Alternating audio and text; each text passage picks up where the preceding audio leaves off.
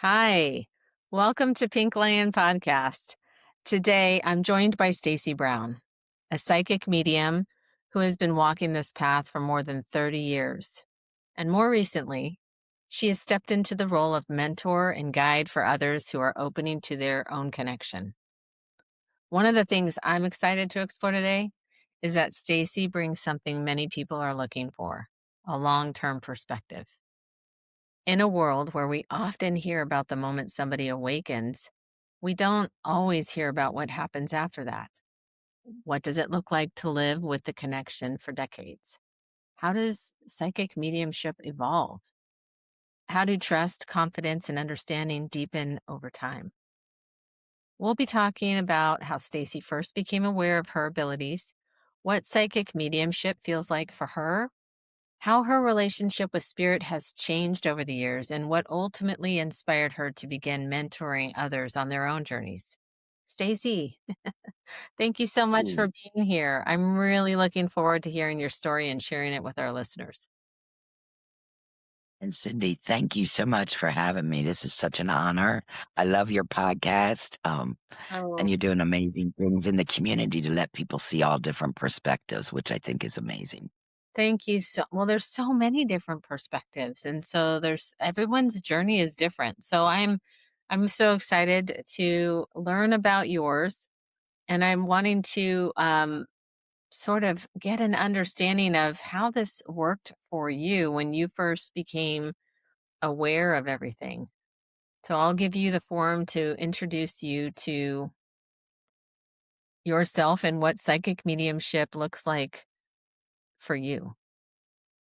Okay. Thank you so much. Um, I can trace my abilities being prevalent as far back as 3 or 4 years old, actually.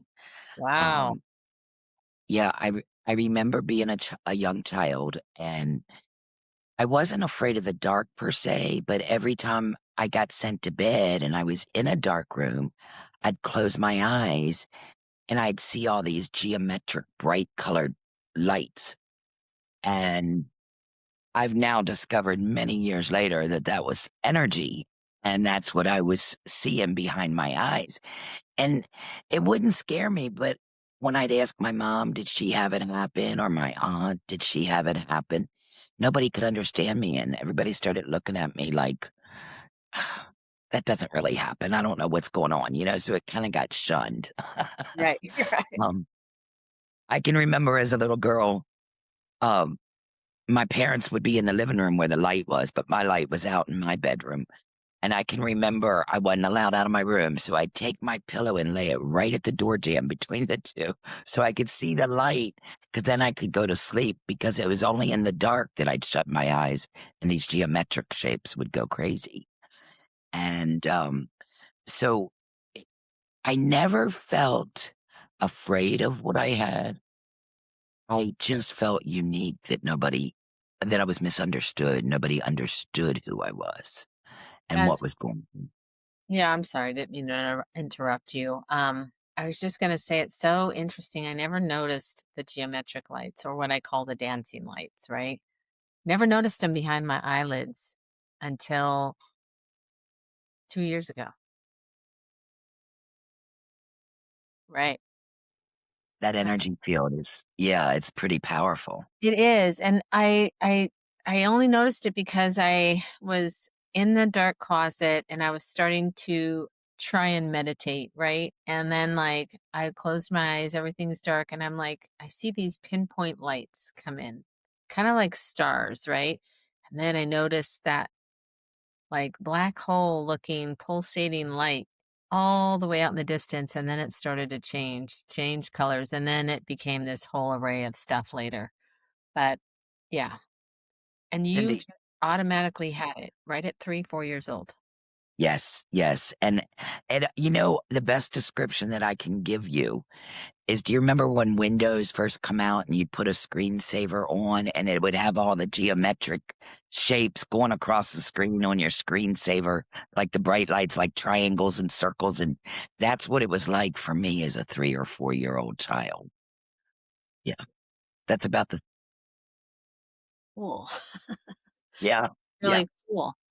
And so it doesn't it's not frightening because it's so intriguing when you see it. It's very intriguing and it draws you in, so it's not scary. So I understand at a 3 or 4-year-old as a 3 or 4-year-old, that would not be scary, but what is interesting to me is I now understand, and maybe you can sort of explain this based on your own life dynamic. Like children are the closest to God or closest to source, right? They're not corrupted or changed by societal norms or institutional practices or norms. And so, how was your home? How did your home sort of allow you for? I know you were not people didn't believe you, but how did it form for you in that type of environment?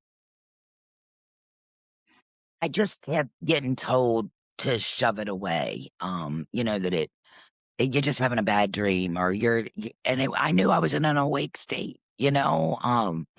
So over the years, I'd still ask every couple years. I can remember saying, "You really don't," like I couldn't understand. So because I felt misunderstood, I put all my energy into my schooling. Like I became an overachiever, teacher's pet, straight A's all the way through school. Like that was my one place where I felt like I belonged because I felt unique, not bad, but unique. Huh? And so that was some place where I could fit in. And I found my niche there of being accepted as a child and not looked at like, what are you talking about? Everybody was like, oh, Stacy's very good at this and that. Like it gave me praise and love that I was craving as a child. Every child craves that. So I found that. Was that more like suppression, you think? Suppression of your gifts? Absolutely. Well, when was the moment it became undeniable for you? Um, I would say when I started having some premonitions, where it was really undeniable. It which would have been, let's say, 1986 is when the Challenger space shuttle blew up, and I'll never forget that experience. I would hear things before then, like, "Don't go down the stairs with your heels on," and I'd take my first step, and I'd go flying down the stairs, like, I had What? that kind of contact, and I was like, "Why didn't I listen?" Yes. And little things like that started happening, but I still didn't, like, 100%, you Mhm. know? I hadn't 100% signed on to this yet. But when I started having premonitions, the Challenger was the biggest one. That was my aha moment. And that was the day before I was married to my ex-husband then, and the day before the space shuttle blew up, I was in my bedroom in my dream, and it was exactly my room, and it was back then we had little black and white TVs, in the bedroom, and then the color TV was down in the big, Yeah. um, and I I sat straight up in the bed and I told my husband, I said, oh my goodness, the space shuttle just blew up and it blew up everybody on board, even the teacher, Christy McAuliffe. And he said, go back to bed. It doesn't even go off till tomorrow. I said, whew, that was a horrible dream. And I laid back down and went back to sleep. And the very next day, the exact picture that I saw happened on the TV screen. Ooh, chills to this day. Yeah. Yeah. It's amazing. Well, my They husband sat up at the time, he sat up and he went, "Oh my goodness." I said, "Yeah, but if I had called NASA and warned them, they would have thought I was a kook. I mean, they would have never believed it." So, that was my aha moment. at do you find that at the time or did you find at the time, processing it, like, emotionally was easier or was it more challenging? Like, I don't know, like, I think that that might have kind of alarmed me a little bit, like, seeing something like that and then having it like, what did that feel like for you? Um, I felt really overwhelmed that I didn't wanna see things like that, like, that was I felt like almost a guilt that I knew it the day before and I didn't do anything to fix it. It put a little bit of a pressure on me in that sense. What do they call it? Like survivor's guilt Mhm. type thing. Yes, yes, that's exactly the word I was looking for, thank you. Yeah. Yeah, I felt really bad about that, so it was pretty powerful at that point, and I still didn't go full force into it yet. That was '86, so that was 40 years ago, um, and I started getting more and more alert to things, more and more, little premonitions, hearing things, seeing things. And when I say seeing things, I've never been one that has seen ghosts or anything like that. I don't personally. I'm not against anybody that does. I don't do all the paranormal stuff. That's just not my niche. Um, but when I say hearing things or seeing things, like I would get in my mind's eye, get a vision. In fact, that was my strongest clair at first was I could see who was trying to talk to me. I could see their picture and describe details, their hair color, their hairstyle, their um, clothes that they had on and maybe in a picture. And then my all knowing followed close behind. I just knew that I knew that I knew. It's so funny because when I first became aware of my own awareness of hearing dad and kind of getting into the mediumship side, um, I remember very clearly feeling like I couldn't tell people, right? They thought I was crazy. And in your experience, you had your family members trying to suppress you from expressing it, right? And so I'm sort of wondering the moments in your early childhood up to where you now have a husband. Like, did anyone join you along the way? Did they start to believe you, or have you been riding that train alone for a long time until they didn't any longer? I wrote it alone for a very long time. You got to think, you're talking 1986. Yeah. Things are so much different with social media. And, I wish that I'd come up during social media because it was such a hush hush thing. It was a behind the scenes thing. There wasn't a whole lot of education or development. Um, you were kind of on your own. You just had to figure it out. And uh, as we went along, it just got louder and louder until I finally surrendered. And I believe that happens through our mentorship with our students. I think it'll just keep getting louder and louder until you answer the calling. Like you can shove it down for a minute, but it'll pop back up and say, "Hello, I'm trying to get a hold of you." Hello, Pink Lion. Yes, Yes, yes. I um, get that. So, speaking of like, so you're getting these psychic hits first, and that's a lot of what you were getting in your early years, correct? correct. In fact, I'll bring it up that for me, when I really finally decided to do it professionally was I don't know if y'all remember the old Miss Cleo, "Call Me Now." Yeah, I totally remember that. Yes, The infomercials late night. Well, I started working for her you as did. a psychic, yes. Um, Now the one thing that didn't work for me and a lot of people I wanna set the record straight on her. A lot of people say she was fake, all this. She got in trouble for tax evasion. She didn't get in trouble for we were all real psychics and me. Yeah,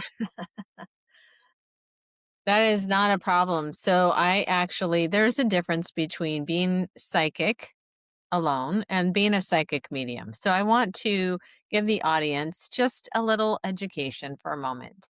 Psychics, people who read your energy or energy in this world, are psychics. Psychic mediums are people who can read not just your energy. In addition to that, they can hear those who crossed on the other side in using all their senses to hear the communication from them telepathically, kind of shoot it through our body, and then spit it out to the person who we're reading for. So we are the person in the middle between the veil and this world. And psychics only Right. cannot do that. They haven't developed that skill set. So this is a trained and developed skill set to be able to do, even though I believe, and I know Stacy does too, that we all possess the Right. ability. But like she says, we're not all Michael Yeah. Jordans. Yeah. So, all right. So that being said, because I saw you needed a second there, I thought I would fill that space with that explanation. Let's talk about when you first started recognizing that you were hearing spirit on in terms of somebody who's crossed over, and now you're getting this different type of communication. What did that feel like for you? How did it happen? It it really started to happen simultaneously while I was working for Miss Cleo. Like, one of the requirements working for her was to own a set of tarot cards. And to this day, I don't use tools. My connection is very direct. I don't use a lot of tools. Now, my partner, on the other hand, he is an amazing tarot card reader. And that's his choice. And that's the beauty of this. Whatever spirit guides you and taps into you with to do, I always use the joke, if spirit tells you to do 2 cartwheels before you do a read, then do 2 cartwheels before you do the read, you know? It's that's your relationship with spirit and or higher self. Mhm. So, for me, with the mediumship, it would tap in, I'd be on the phone, and I'd be like, "Do you have a father, on the other side? I feel like I'm." So I would never do the cards. In fact, I'd get the cards and I'd just put them up against the 'cause back then we had corded phones, not cordless, and I would shuffle it up against Yeah. the, phone so it sounded like I was doing cards, but I'd just set them aside. I didn't wanna read cards. I felt like my connection was my connection. Was Um Mhm. I'm the same way. Yes, I yes. understand that. So I would, pick up more things, and then people would call me back and want more info, and, um, times I had a tough time because there would be people that were on fixed incomes calling that line, and I know it was very expensive to call that line, and it would break my heart at times Yeah. because that's how I got paid, yes, but I felt bad that these people were spending their whole check on getting a reading, you know? That bothered me. And Yeah.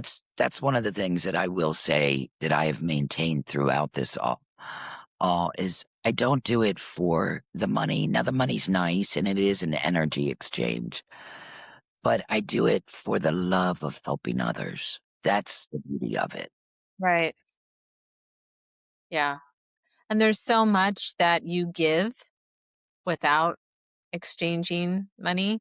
Same with me. I'm giving so much. I volunteer so much.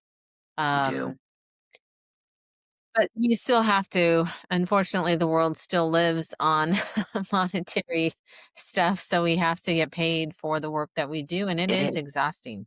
It can be draining energetically. And so I will get through like 5 hours of doing mediumship, and I'm just like, gotta sit on the couch for like another 5 hours to just recharge. It's draining. So I'm sorry, I did not mean to get sidetracked. Let's go back to when so for me, and just so that there's probably gonna be listeners here that understand, okay, that they can talk to spirit or they can know things psychically. They probably don't even realize that they're getting this information just like we are too. So, how does this work for you? When you first you're getting a psych I understand how it works. This is not for me. This is for the listeners. So break it down. Absolutely. Yeah. Psychically, what does that feel like for you in terms of how you receive the information? So, how do you identify is you're reading the energy that you're pulling something psychically for this Mhm. person, a sitter, the person you're reading? And then how does it then shift? How do you know there's somebody in the weight room, Yes, so to absolutely. That's a speak? great question, Cindy, because I do intertwine some psychic if that's what I'm being called to do. I let spirit do its thing and figure it out during a reading. Um, I will tell you that for me, they come from 2 different areas. I always look at mediumship as me being the vessel. I feel like it's a funnel, and they pour info into my funnel, and then out the bottom through me comes the messages from past loved ones. With psychic, for me, Mhm. it's more of I just know that I know about something going on in your life. Like I can feel your energy sitting around you, across from you through internet or whatever it may be. Like I just get downloads of what's going on with you. Um, so it doesn't come from me having to meet in the middle with source. Source comes to me, I go to source and we meet in the middle kind of thing. This is just really direct. Yeah. So, yeah, is it okay if I share how it works for me? Just because we're slightly different. We're slightly different. This is great for people to understand that their own stuff is going to be different from each one of us because we are individuals here. And so we receive based on our whole life and our experiences, we receive information differently. Okay. There's no right or wrong. It's just the way it is. So psychically, I'll just like,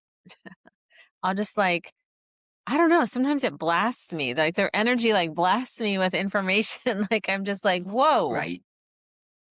you know, this is not good, or this is great. This person's got great energy, or like you've got a cheating husband. Like what's going on? And so, I mean, I don't say that to the client, but that's how it feels. Sometimes I just get hit with it. And other times I have to expand out and it's like ripples for me. Like that first ripple hits their energy field and like I'll get that first layer. Then I go further, I expand it further, and then I get the next layer. That's how it kind of works for me. And then I'll suddenly be aware but there's like a male or female that enters my space, right? Because I sit in the power. So I already understand my own energy field. So when something else comes into it, I recognize it right away. And I know that you do that too. But so you do this thing where you have the funnel and I'm just like, ding, somebody's there. It just kind of happens for us. I don't know how to explain it any other way unless you experience it, but like, Yes. right, Yes. Stacy? Well, It's like yeah, it's experience thing. it's once you and I love learning watching that through my students the first time they actually tap into s- spirit. Like the first time they actually make a Yeah. commitment to it and they feel it through every fiber of their being.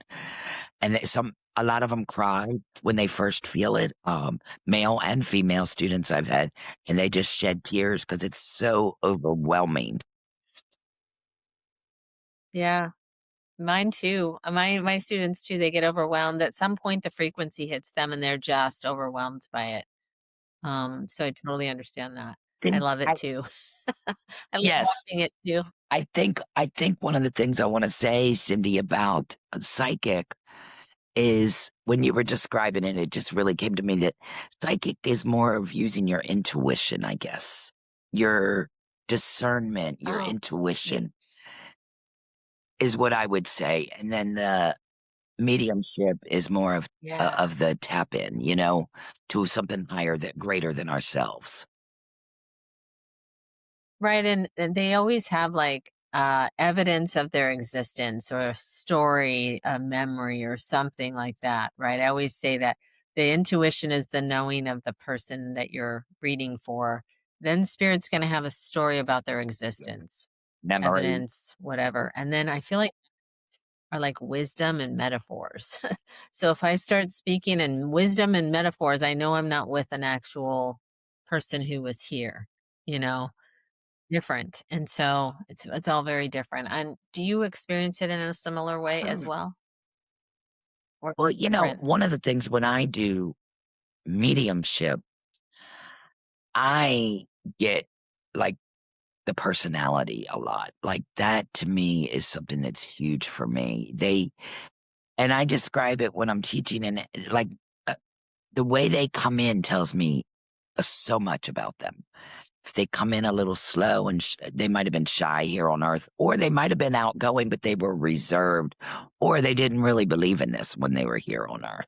So they're a little like, but then I have some that'll just waltz in and jump on your lap and spin around and, "Hey, I'm here," and that tells you immediately that they were very outgoing, very bubbly, sassy, spunky. I've gotten all kinds of words when I have them come in like that. but I love the essence of the That's so personality. that's great. I love that. I really do, and I think you're very good at it. So I have a high regard for you, Thank you you. know? I wanted to talk about your journey over the span of 30 years, though, and what your development and what your experience has changed and evolved into from the beginning to like now. Absolutely. So, I worked for Miss Cleo and everything, and I was by the way, I ended up being a single mom with 3 children, and, I worked a lot to I had things in my own life that I needed to process, a lot of healing along the way, and somehow I eventually ended up in a church environment, and when I got to the church environment, it wasn't just I had been to churches along the way, but the one that I really called home and felt comfortable in was like a Pentecostal full, um, they believed in everything. Like they just let it go, spirit filled. And man, did that hit home. Like that found a really, really, really peaceful place in me because I felt like I could be me. And, when I worshiped, I danced, like and they would tell me all the time at church that, wow, you're full of discernment. Wow, you're prophetic. And I'm like giggling under my breath, going, yeah, I know I've been doing this a long time, but I just let them call me what they called me. And, I love to, because one of the things I really do with people in general, no matter what, is to talk about how religious trauma can really back you away from anything like this. Also, a lot of people have religious, or they're, the fire and brimstone of if you do this, you're going to, you know, um, and it really traumatizes people and steers them away from this type of life. I know. It's really and but here's the thing, people can listen to their own heart. They can tell when something is off. And it usually I found, and I don't know about this generally, but I found the people who are so invested and have such strong faith in the religion that they choose, right? But then something happens to a loved one, and that loved one becomes a catalyst to their awakening. And that can be very confusing because they've been told not to trust that that's evil, that that's going to trick you, that's the devil or something. In my experience, that's not what I experience at all, and I'm not a fool's girl. Like, I'm not Right. easily tricked, okay? 0 anything in a low vibrational state. Always love and light and positivity. No ego, just straight healing energy. And so, what do you experience? Very similar to that, Cindy. I just, uh, it breaks my heart that some people really look down on this because, I think about when I was very heavy into church for many years, I took, many years into church and, the Bible, for an example, when it was written, it was supposedly written by man who was hearing from spirit. Like that's mediumship 101. We hear from spirit. It's no different. Yeah, I know. Um, there's so many things and links and crossovers. To me, religion is tradition. Originally, it was you were a spiritual person because we are made up of a triangle. We have spiritual, mental, and physical. Right. And the triangle, if it gets off kilter, that means you need to align something to keep yourself in balance. And with the spiritual side, people got mad at each other, egos got in the way, and everybody started breaking off and doing their own thing and their own interpretations of what being a spiritual person is. And that's how you got all the different religions. Um, Yeah, I just think that people should just do what feels right for them. Don't listen to us or your past, like, listen to yourself, listen to your own heart, have your own discernment, like you said. and choose what's right for you. And maybe people are just so drawn into the community of church and want to just believe in something bigger than themselves and have the faith. I don't And I'm know. okay with that. If you have Do a you? source greater than you, because I do, I have spirit that I connect with, and it's my higher self, a source. I call it God, whatever. I'm not here to knock anybody that does, but I want people to feel safe to Oh, be yeah. their uniquely them, step into their uniqueness that they were created. I mean, if we were all meant to be the same, we'd all wear the same shoe size, have the same color hair, same color eyes, be the same height. We weren't designed to be the same. Right. And what we do really Yes. helps people.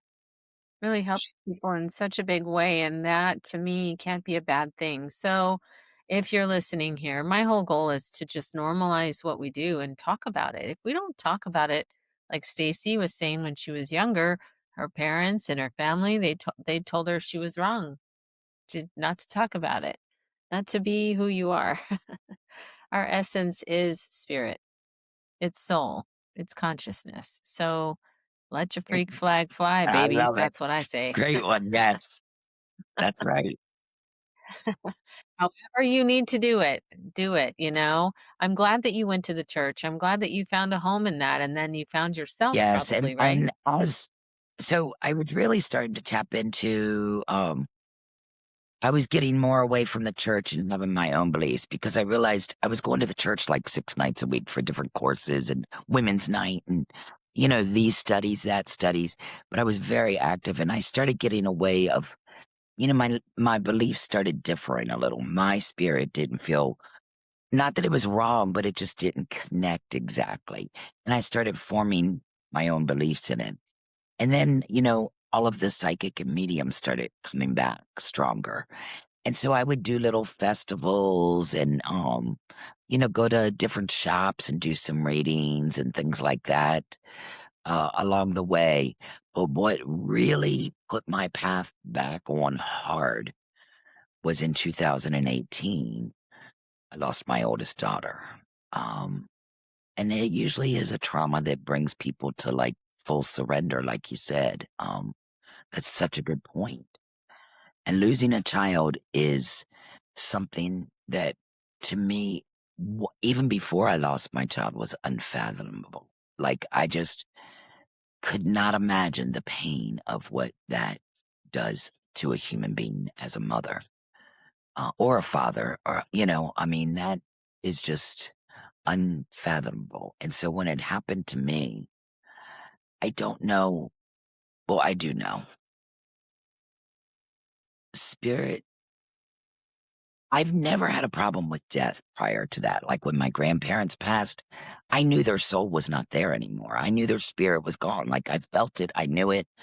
So, like at funerals, I never went up to the casket and cried and all of that because they were gone. Like, what am I doing making a show for everybody else? Like, that's how I felt as a, chi- teenager years and stuff when I'd had to go to funerals. But when my daughter passed, I cried, don't get me wrong, to turn it into positiveness. And I could hear my daughter telling me, Mom, me and my daughter were very close in age. I was a young mom. And I could hear her from the other side tell me, Mom, if you Great. do this, I will help you find your people on the other side. We can still be teamwork and do this. Yeah. That's beautiful. That's really beautiful. It really is. And that's what's made me so passionate about this in my life is because, and then I I had a rough 3 years. 2018, I lost my oldest daughter. 2019, I lost my dog. 2020, I lost my father that lived in our home that I took care of. 2021, I lost my other daughter, my baby girl. So I lost 3 girls in 3 years. Um, and the 2 of them they come through first with our students. They are my helpers. When I tell you they hold my hand, They walk me they walk our students. My students end up loving them. They feel like they know them. These girls come in like hardcore. We teach them separation because they like to come in together. So we teach them how to separate spirits. They're like I feel like I'm almost closer to them on the other side than I was in real life because they had families and things like that. And now, like, it's like this. They're there with me. It's so funny. I was just talking about this the last few days, 5 days or something, more actively with my students, with my community, and everything else like that. And it's just when we transition, or when someone we love transitions. I don't even like to say the word death because death implies finality, and they're not. It's not final. It's they continue. So transition. We're transitioning from like a butterfly and a caterpillar, right? A caterpillar turns into a butterfly. It's like these things. Um, I just feel like I was sitting there going, we have all these things around here. We have homes and we have Yeah. shit we buy, all this stuff we're attached to, and we become attached to our people. And we forget that we're souls having a human experience, not the other way around. We're not humans having a soul experience. That like doesn't even make any sense. So if you're a soul having a human experience, then the soul to soul connection that you had before, it can still exist because it's a continuation. And so imagine being on the other side, trying to get your humans person to like get your attention. Like, I'm still here, trying to bang really loudly, scream in your ear, whatever they can to get your attention. And that may sound like something like you suddenly become aware of them, or memory, or you might hear a phrase in your head in your own monologue or their voice. So your ear starts to ring, or your skin starts to tingle and crawl, or you get chill bumps, or the lights flicker and the music starts, whatever it works. That's them trying to pound very loudly on the door to get your attention. And if you don't answer the call, or you don't acknowledge, or you don't say, "Thank you so much for visiting me, I so appreciate it," what do you think might happen? What do you think might happen? So your daughter's having this beautiful connection to you on the other side. Like, yeah, I totally understand that. When you say, like, I feel closer to them there than I ever did here, because this body gets in the way of the true connection. Absolutely. I didn't mean to go off on a diatribe, but I was like, yes, girl, I totally understand that. And I've been talking about that because it's such a valid point, because it's just like love It expands. does. It does. It's such a beautiful thing. It doesn't go away. Totally. But we do get caught up in the grief, and we do get caught up in the attachment to the person physically, that we don't even consider what's possible with the connection to the other side, right? And so what did that look like for you when you God, I'm sure it was, oh I can't even imagine. I mean, I can. Right. Sorry. Um, yeah, I can't. Like, what does that look like for a psychic medium to lose two children? it's, it's a battle of my skin suit, my human side that wants to hug them and, their children didn't get to go. Like, my oldest daughter's now a grandma, so I'm a great grandma, but this was after she passed, and I know right after she passed, the graduation of them from high school, and my daughter wasn't able to be there, and I just sobbed because my human side was like, she should be here right now. But I knew she was there spiritually, and I could feel her presence. But I didn't know that her girls would understand that she was there spiritually, because they graduated from a Christian academy, and they were not taught that this is okay. Um, but I do notice them on occasion, and I'll put this out there. I do notice them drop in my room sometimes when I'm doing readings. I know people are curious, and it's okay to have your beliefs. And I'm not here to change anybody's beliefs because I still believe in God. I still pray to God. I still have very strong strengths in my background there. I've just changed the way it looks as far as that goes. And that's okay. It's okay for wherever you get led on your way, as long as you're not harming others. That's my only prerequisite for if you're going to get into that. You cannot harm others. That's it. Like, no, no, no. Um, we're here to spread light and love, not harm. I have seen so many things that just floor me of people that have not had the development or don't understand, or they've got too much internal pain that they projected on their sitters, and that bothers me. Right. Right. And as far as your connection to with, I mean, your children obviously are very connected to you. Your whole family, your ancestral line, I'm sure, is very connected to you. Did you find that with your processing and your, I mean, obviously you were able to transmute the pain into love, and so I'm not doubting that at all. But I'm sure it was a process. Do you find that you still, even understanding all of this, even understanding that they're right with you, even understanding that the connection is going to be strong, the attachment thing, the attachment to the physical. So, do you find that you battled that more, or I just don't know what that looked like I'll for be you? honest with you, as far as um I think really my why I really went hard back into it with my girls helping along the way was because I now know what it's like to lose a child. And I don't want anybody else to feel that pain without having some kind of Yeah. connection to let them know that they can still communicate, whether they do it through becoming a medium themselves or hearing through a medium and learning that they can hear from their loved one by themselves. They don't need anybody to do it. Um, Many of our students, we always ask them, "Why are you doing this?" And the first thing they say is, I don't want to read anybody. I just want to learn how it works so I can communicate with my family that is crossed over." Or Hmm. little things like that. And Hmm. next thing you know, by 2 or 3 classes and they're fully reading, and it's like, "Wow, I love this. I can heal others." But It's so funny. That was so me.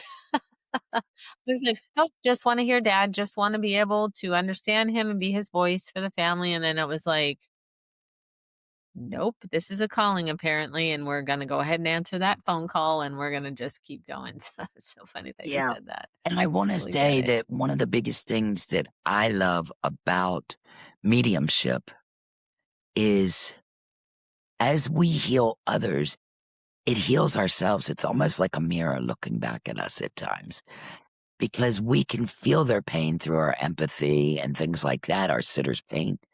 But sometimes these messages really have underlying messages for us. And as we give them, it's like it bounces back to me. Um, and I love that because I believe this is a journey of self-healing also, not just healing others. Um, it's completing it's finding it instead of trying to fit that square peg into that round hole, it's you finally got that round peg that goes into the round hole and it completes it. And it's a beautiful place to be.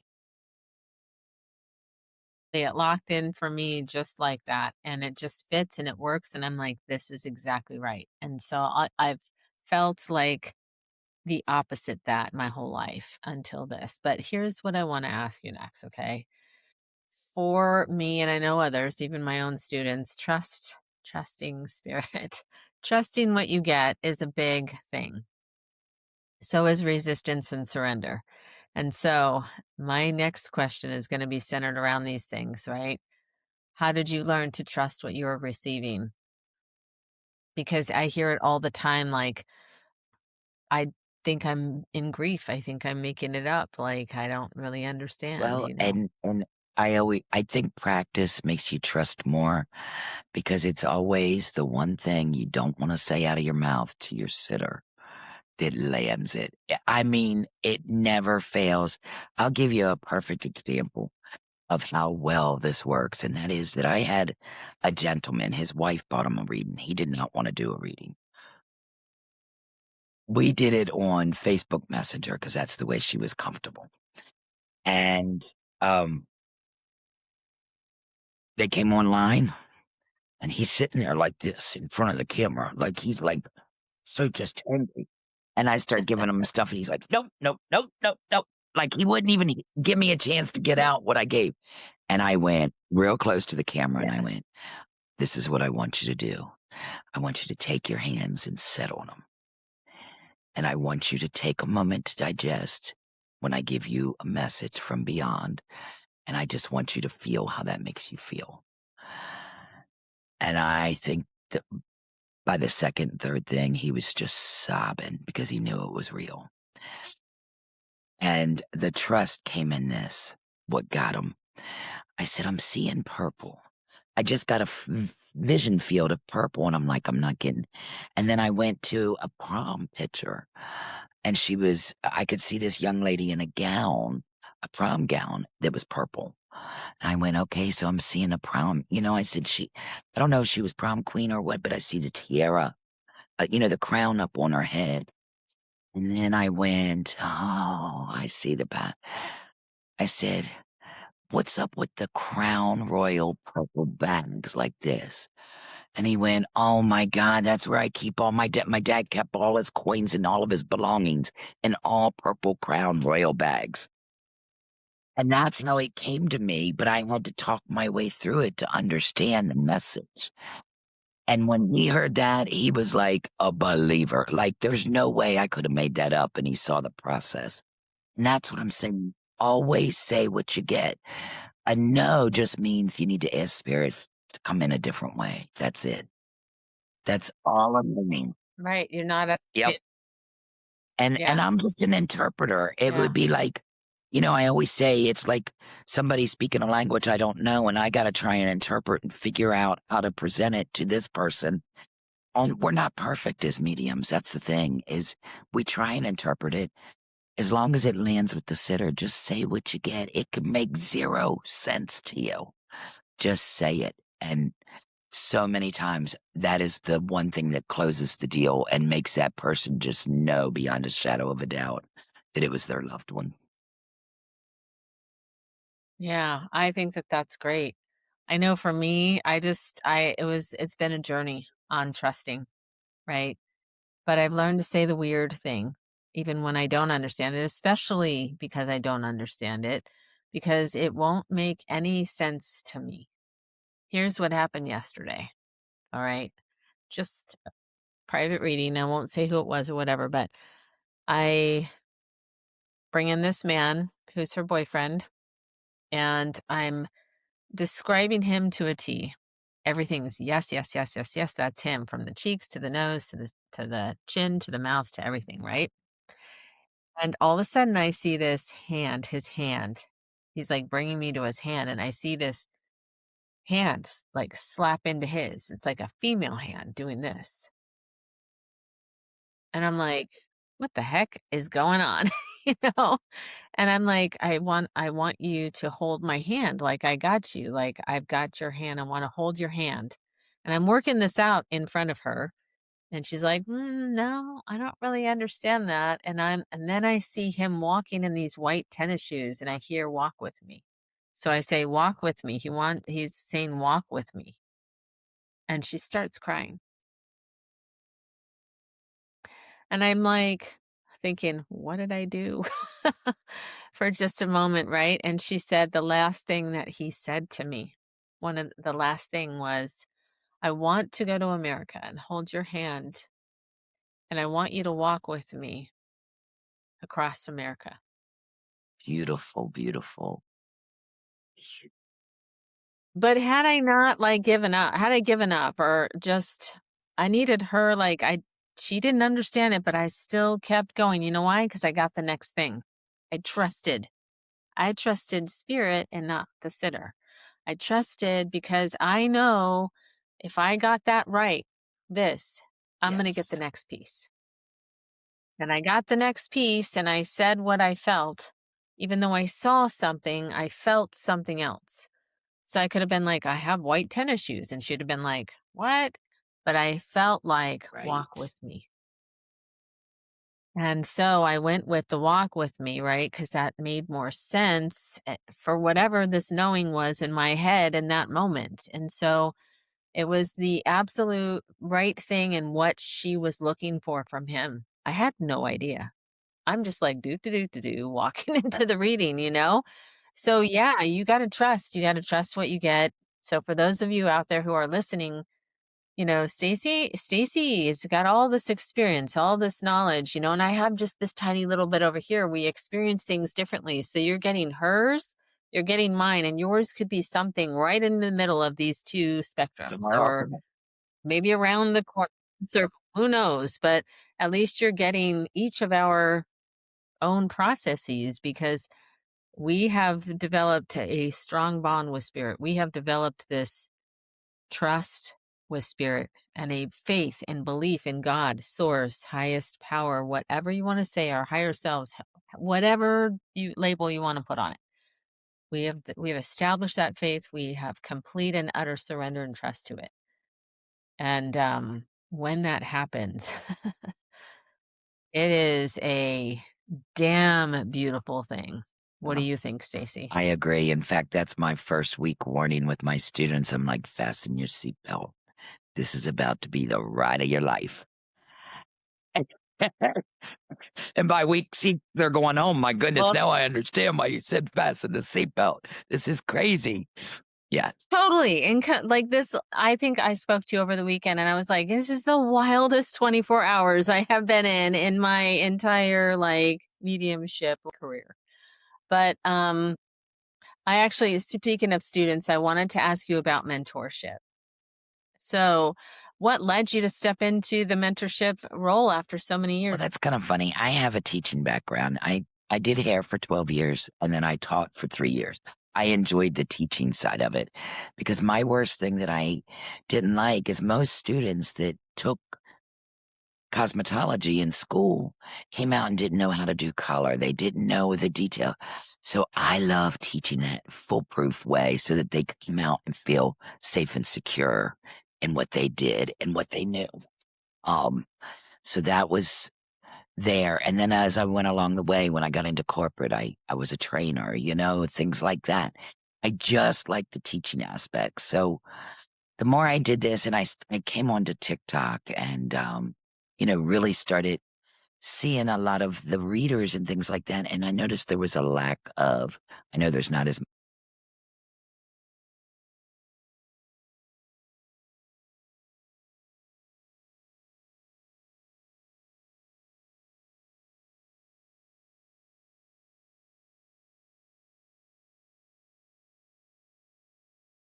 yeah. So with the lack of mentorship being available, my teaching heart was just like, oh my gosh, I want to guide these people on a path. I don't want them to read like me. I don't want them to read like my business partner, Matan. And we tell them that we want to guide you to build a foundation and connect you to spirit.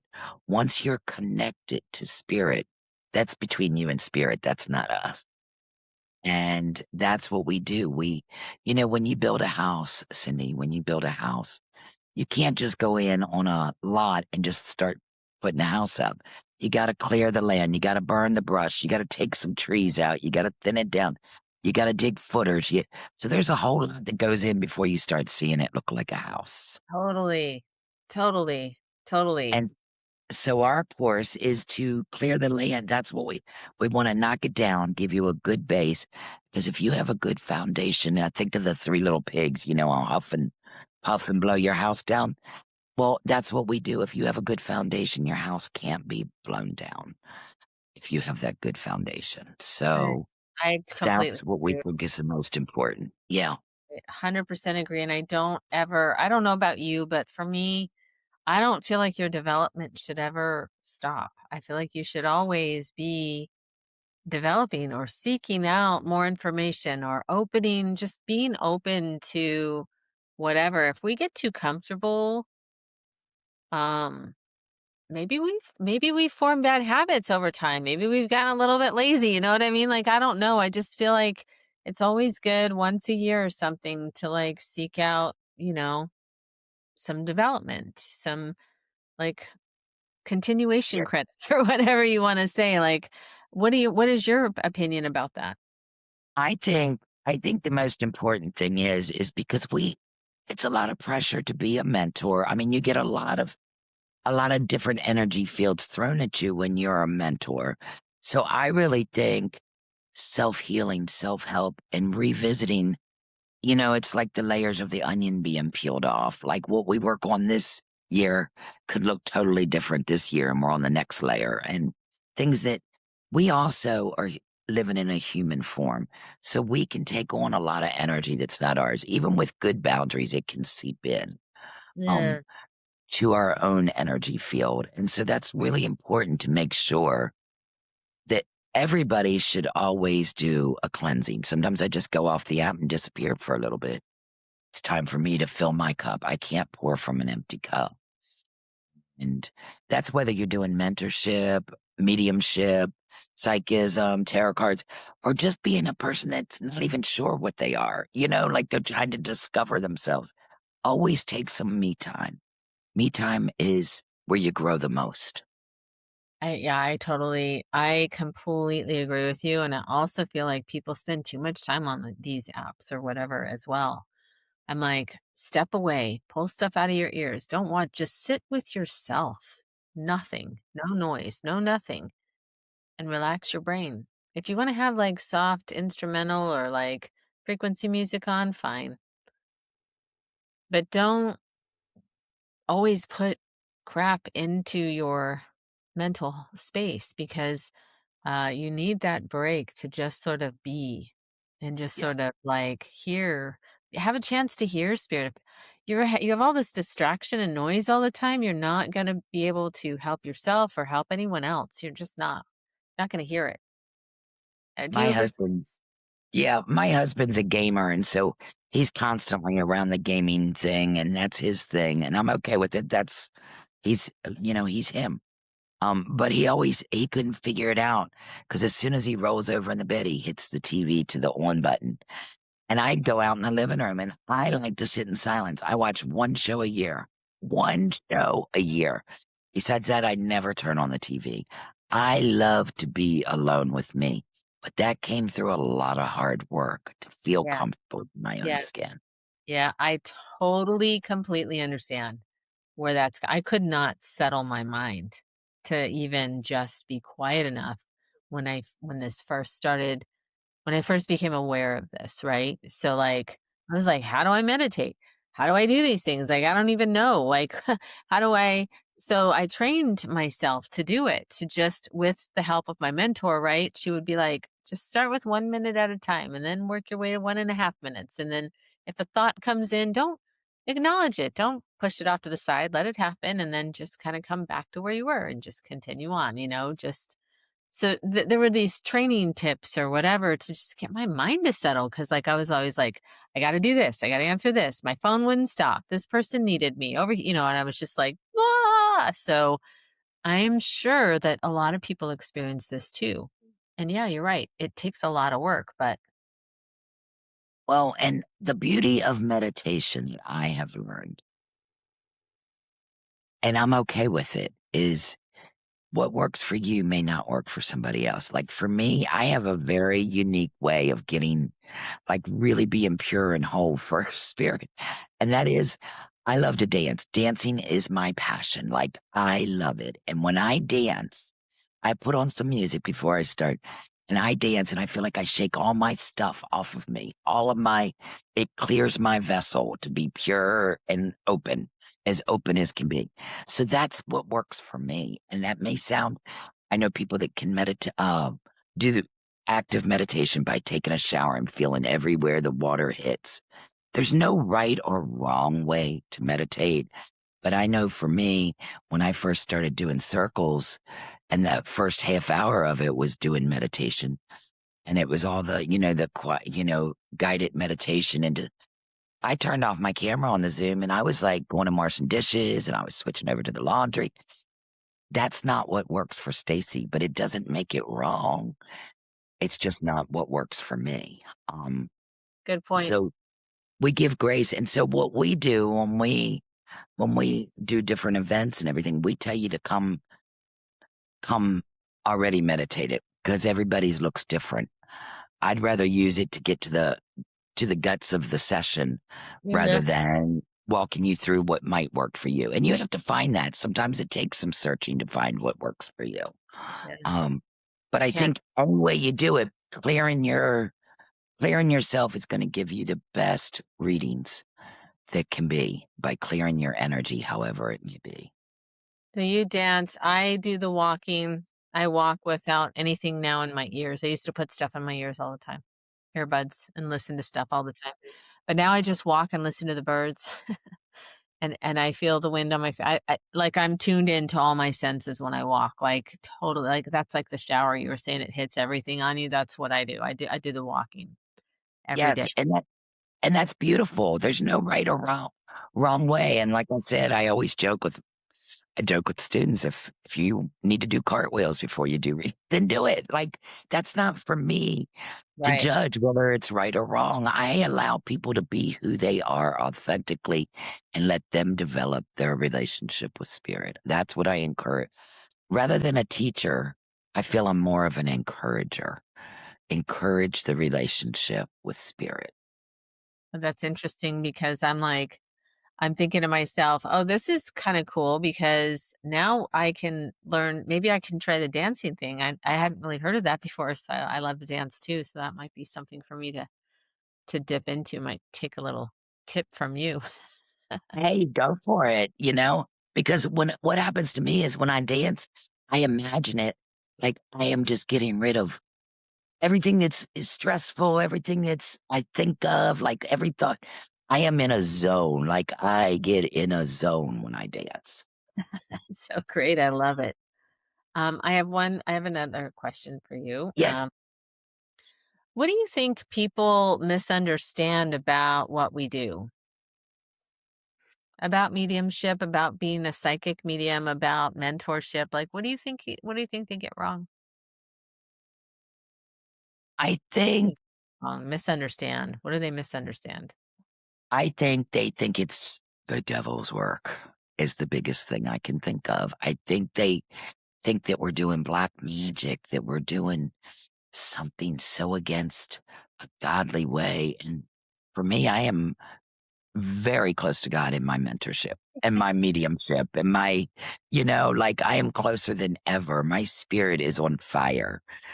Yeah, Now, but yet I want it to be clear that when I state that, I always try and I don't want anybody to feel excluded. You don't have to have a relationship with God to do this. That's something you work out along the way and figure out whether you call it Mother Nature, Gaia, source greater than me, whatever you choose. You can learn this based on just something above you that brings in the love and light. If you don't know it, you can learn it and develop it because we all have spirit within us. We are all spiritual humans. 100% agree. What do you think that students struggle with the most? Uh, self-confidence. They get it behind closed doors when I'm teaching it, but then to get out there, it's like, I don't know. And that just comes with practice. That's why I try to say, come up with me like you do, Cindy. I always see you bringing your students up. And I think that's so important to let them feel, um, the Com confidence, Yeah, but get the that comes with confidence. time. We can't teach them that. It's just practice makes perfect, or it will never be perfect, but you know what I'm saying? Like it makes you better and better and better. And so that's the thing I tell them. Just be consistent of dedicating to yourself some time and energy each day, whether you read a friend on Facebook or you see somebody out and maybe a coworker, you ask them if you can read them, or just ask somebody. Go up in somebody else's live. Don't be afraid. Yeah, that's the big thing is the fear, it's really gotta I want them to start standing on their own too at some point when they feel a little bit more comfortable. I think I think a lot of times my students compare themselves to me. I don't think it's intentional. I think that they just do. Do you find that as well, or do you find that something different? Absolutely. No, I find that constantly though, like, I'll never be as good as and they think I'm the end all be all, and, when we, give out homework assignments for our students, we tell them to go watch other readers.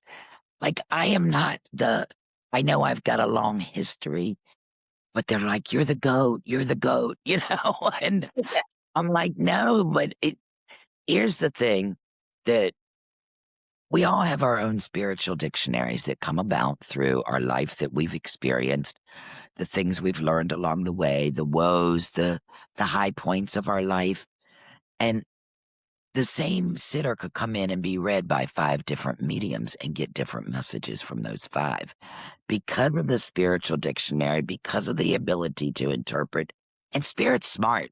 Spirit is very, very smart, and they know who to pick to bring which message, um, what they need to bring about through that person. They're just that smart. The So intelligence is just unbelievable from the other side. It's just incredible. it So I is. totally agree with you. 100%. Yeah. So I just say I encourage you to just keep going because practice will get you better. That's like with anything sports. If you want to be good at it, guess what? You can't sit on the bench and watch everybody else do it and then expect you're going to be Michael Jordan. Get up off that bench, start dribbling that ball, get out there, get in the game, get good enough at dribbling where you want to get up in the game.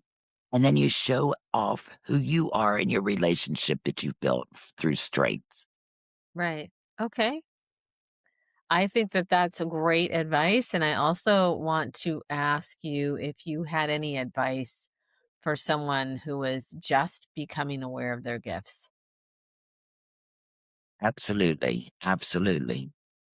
If you've always felt that you kind of hear things or um, you just know that you know things, um, it'll get louder. I'm just going to let you warn. It will get so loud that you can't deny it. So you can put it off and say, okay, okay.